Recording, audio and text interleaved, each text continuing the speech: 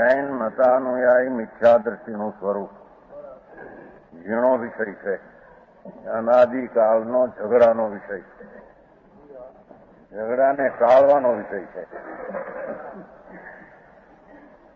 કેટલાક કહે છે ભાઈ શાસ્ત્રમાં બધા કથનો આવ્યા એ બધા આદરણીય છે, કારણ કે તું બધા ભગવાનના કહેલા છે.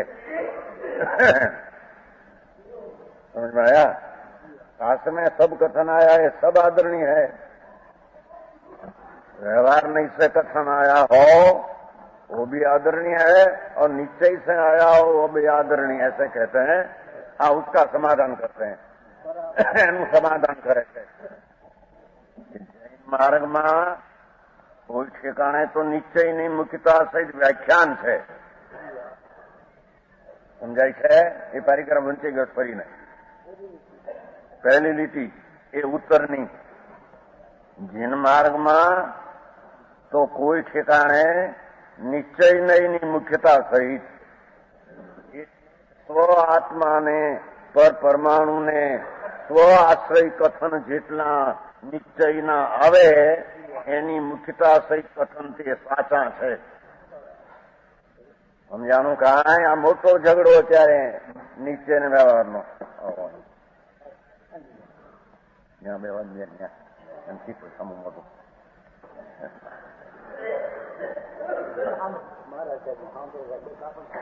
સમજાય છે? કાંઈ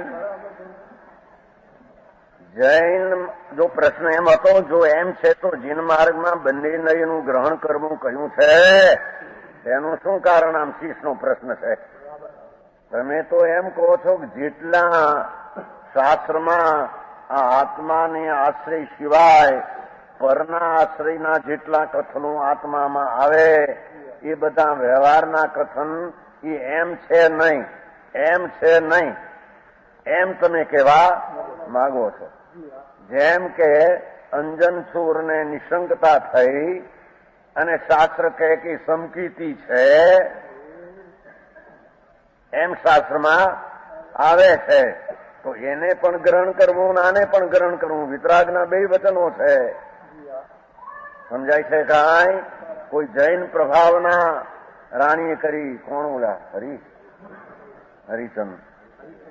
હરિચંદ ચક્રવર્તી, એને મોટી એમ કે પ્રભાવના કરી, એને પણ સમકીતી ગણવામાં આવ્યા છે. તો એ બધો વ્યવહાર રાગની ક્રિયા ને શુભની ક્રિયા છે, છતાં શાસ્ત્રકાર એને સમકીતી એવા વ્યવહારને કારણે કહે છે.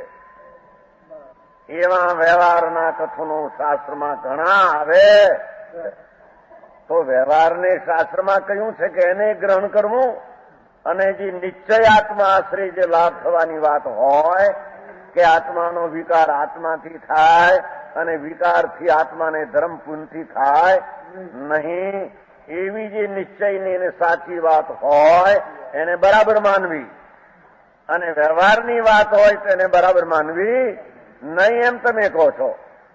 તો શાસ્ત્રમાં તો બે નઈને જાણ ગ્રહણ કરવાની વાત ચાલે. એનો ઉત્તર આ મોટી તકરાર છે. ત્યારે આ સમજાણું? કાંઈ